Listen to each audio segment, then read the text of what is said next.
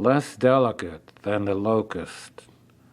Balls, he said, I'm tired of painting. Let's go out. I'm tired of the stink of oils. I'm tired of being great. I'm tired of waiting to die. Let's go out. Go out where? She asked. Anywhere. Eat, drink, see. George, she said, what will I do when you die? You will eat, sleep, fuck, piss, shit, clothe yourself, walk around and bitch. I need security. We all do. I mean, we're not married. I won't even be able to collect your insurance. That's all right. Don't worry about it. Besides, you don't believe in marriage, Arlene. Arlene was sitting in a pink chair reading the afternoon newspaper. You say 5,000 women want to sleep with you. Where does that leave me? 5,001. You think I can't get another man? No, there's no problem for you. You can get another man in 3 minutes. You think I need a great painter?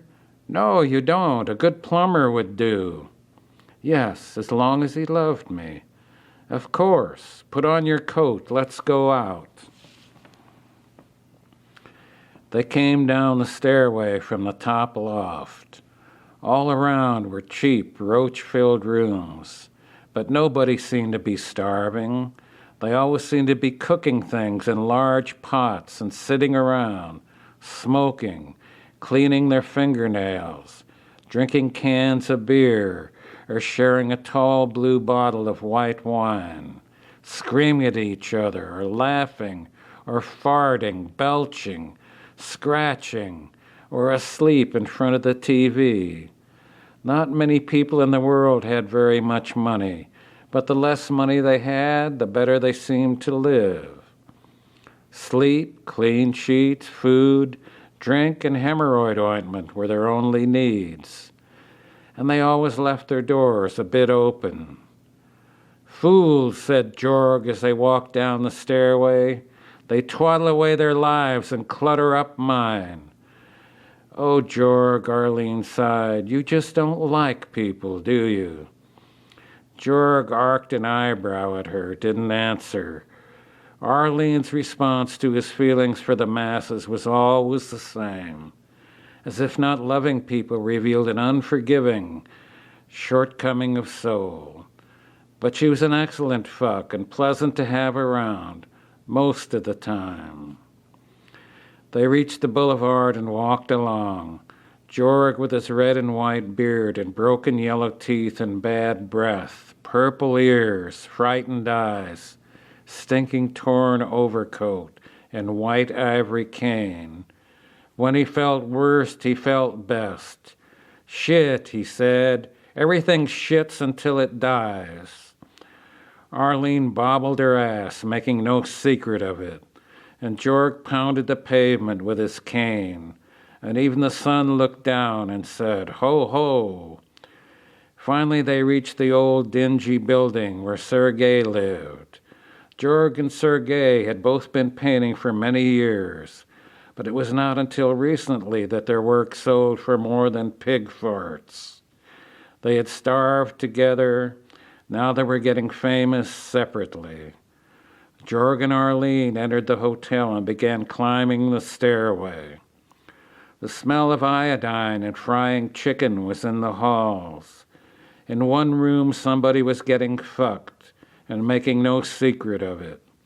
They climbed to the top loft and Arlene knocked. The door popped open and there was Sergei. Peekaboo, he said. Then he blushed. Oh, sorry, come in. What the hell's the matter with you? Asked Jorg. Sit down. I thought it was Lila. You play peekaboo with Lila? It's nothing. Sergei, you've got to get rid of that girl. She's destroying your mind. She sharpens my pencils. Sergei, she's too young for you. She's 30. And you're 60. That's 30 years. 30 years is too much? Of course.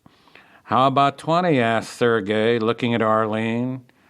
20 years is acceptable. 30 years is obscene. Why don't you both get women your own age? Asked Arlene. They both looked at her. She likes to make little jokes, said Georg. Yes, said Sergei, she is funny. Come on. Look, I'll show you what I'm doing. They followed him into the bedroom. He took off his shoes and lay flat on the bed. See? Like this, all the comforts. Sergei had his paintbrushes on long handles, and he painted on a canvas fastened to the ceiling. It's my back. Can't paint 10 minutes without stopping.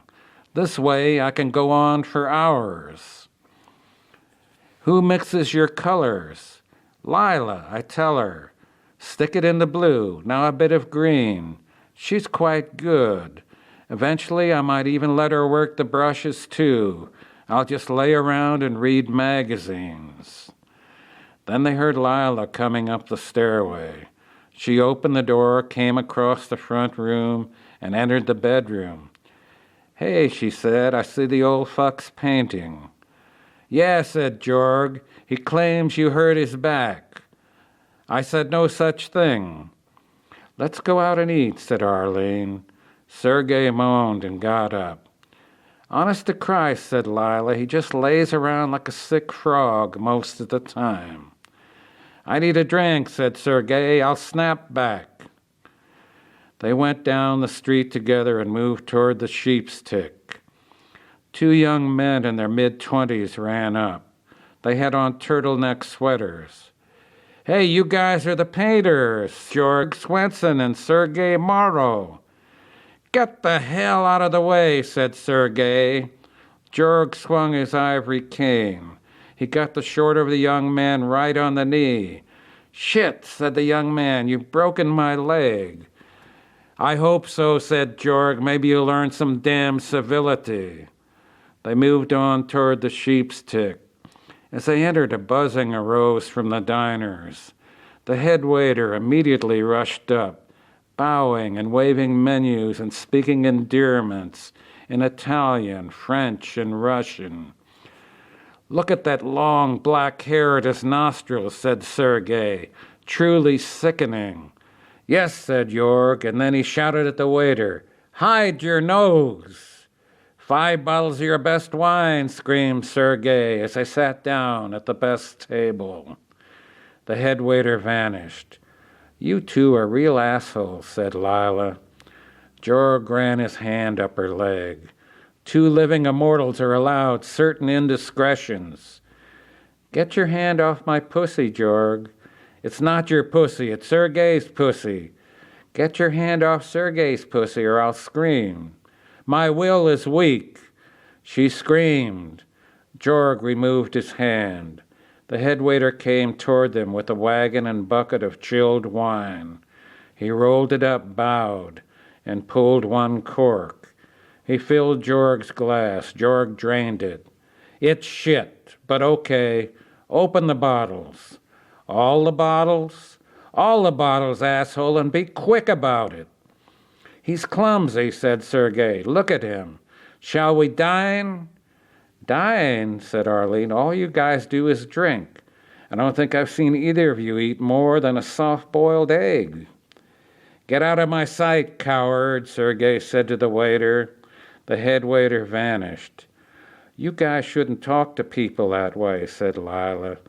We've paid our dues, said Sergei. You've got no right, said Arlene. I suppose not, said Georg, but it's interesting. People don't have to take that crap, said Lila. People accept what they accept, said Georg. They accept far worse. It's your paintings they want, that's all, said Arlene. We are our paintings, said Sergei. Women are stupid, said Georg. Be careful, said Sergei. They are also capable of terrible acts of vengeance. They sat for a couple hours drinking the wine. Man is less delicate than the locust, said Georg finally. Man is the sewer of the universe, said Sergei. You guys are really assholes, said Lila. Sure are, said Arlene. Let's switch tonight, said Georg. I'll fuck your pussy and you fuck mine. Oh, no, said Arlene, none of that. Right, said Lila. I feel like painting now, said Georg. I'm bored with drinking. I feel like painting too, said Sergei. Let's get out of here, said Georg. Listen, said Lila, you guys haven't paid the bill yet. Bill, screamed Sergei. You don't think we're going to pay money for this rot gut? Let's go, said Georg. As they rose, the head waiter came up with the bill. This rot gut stinks, screamed Sergei, jumping up and down. I would never ask anyone to pay for stuff like this. I want you to know the proof is in the piss. Sergei grabbed a half bottle of the wine, ripped open the waiter's shirt, and poured the wine over his chest. Georg held his ivory cane like a sword. The head waiter looked confused. He was a beautiful young man with long fingernails and an expensive apartment. He was studying chemistry and once won second prize in an opera competition. Georg swung his cane and caught the waiter hard just below the left ear. The waiter turned very white and swayed. Georg hit him 3 times more in the same spot, and he dropped. They walked out together, Sergei, Georg, Lila, and Arlene. They were all drunk, but there was a certain stature about them, something unique. They got out the door and went down the street. A young couple seated at a table near the door had watched the entire proceedings. The young man looked intelligent. Only a large mole near the end of his nose marred the effect. His girl was fat but lovable in a dark blue dress. She had once wanted to be a nun. Weren't they magnificent? Asked the young man. They were assholes, said the girl. The young man waved for a third bottle of wine. It was going to be another difficult night.